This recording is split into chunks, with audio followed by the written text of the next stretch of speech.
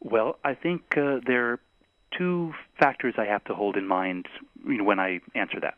One is what I would really like, and the second is what I think will work for this country for the long run. Because we need to have something that will be supported by the majority of the people in the long run. Otherwise, it's just going to get thrown out. So what is realistic to present to something realistic would be people who have been paying their taxes, working, who have an employer who supports them, who have family members here, should be able to present all of those facts and say, look, I am part of this society.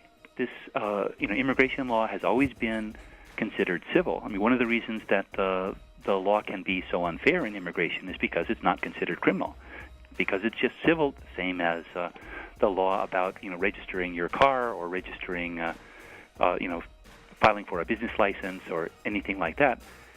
They don't have to have special protection and give you a lawyer and so on, because this is just civil. So that the kind of violations that are involved are really not things that are supposed to have the consequences that they have now. So people should be able to present themselves and show that they have been acting as good members of society, and the hardship to their family should be taken into consideration. So whether you pick a time like 5 years ago or 7 years ago or 10 years ago, I mean, these things can be discussed, and a political decision can be made. But I think that acting the way a good citizen should, not committing crimes. So in other words, you're saying that people who have been in this country without causing any trouble should be the ones that should be put in the path to, and also they have been doing things that are productive, that proves that they want to be part of this society in a productive way, should be the ones that be put in a path to legalization. Yes, that's right. I mean, I think that if you look at something like the DREAM Act, which you mentioned earlier, it takes the best cases, if you like, the cleanest cases, people who were brought here as children under the age of 16, graduated from high school, and want to go to college, haven't been in trouble with the law, and have been here for at least 5 years. And those are people that the U.S. has already invested in their education. Exactly. They obviously have risen to the occasion and done what is asked of them, and they want to give back to society. I've had a number of people who came to me begging me somehow to help them to be legal because they wanted to serve in the U.S. Army or the Marines. And that was all they wanted to do in this life. And they couldn't do it. In the old days, it was perfectly fine. They would let you in. Now, absolutely not. I thought that if you volunteered, that they would then fix it for you. Like if you were undocumented and wanted to enlist into the Army or the Navy, then they would legalize your process. It used to be that way. Oh, wow. Yeah, I didn't know and that during changed. the amnesty in 1986, there were a fair number of people who got their papers that way. Yeah, but no, it's fairly recent that has been cut off. Yeah, it's amazing how how Republicans wouldn't be supportive of this. I mean, you know what I mean? Like you sending a lot of these you sending a lot to the front line. Exactly. You sending a lot of these minorities to the front line to get killed. Like, right? Why wouldn't you? Come on, Republicans! This is a win-win situation. That's how it seems to me.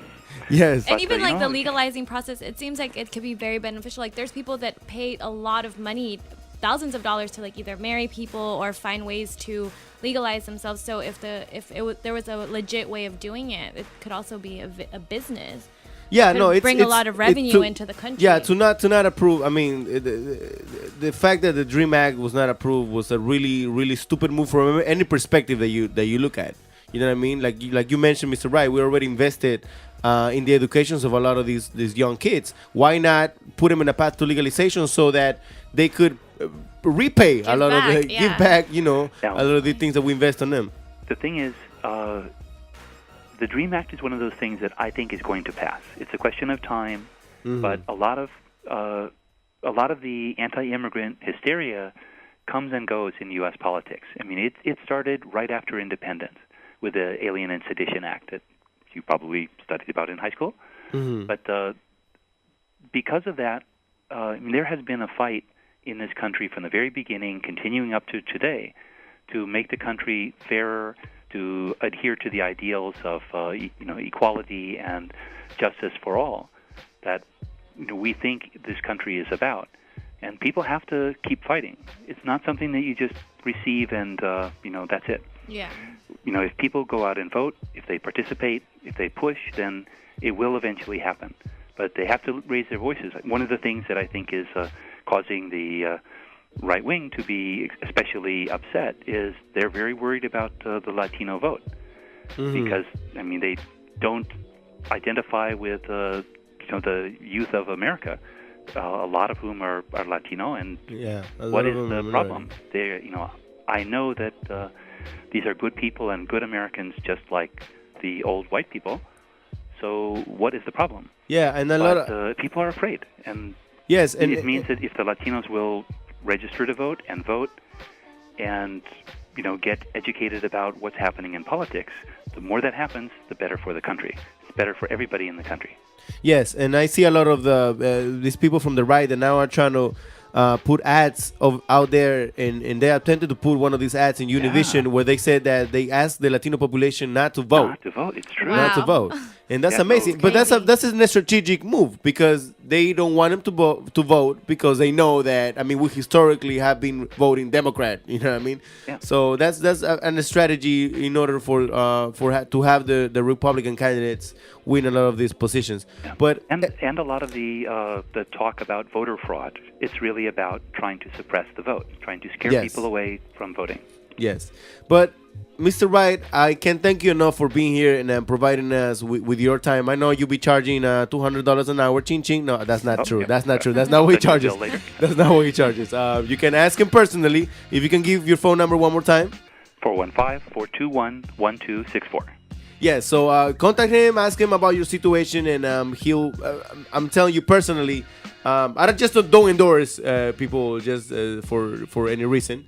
But Mr. Wright really helped me in my situation, and I'm thankful for that. And thank you very much for being on our show, Mr. Wright. It was a pleasure.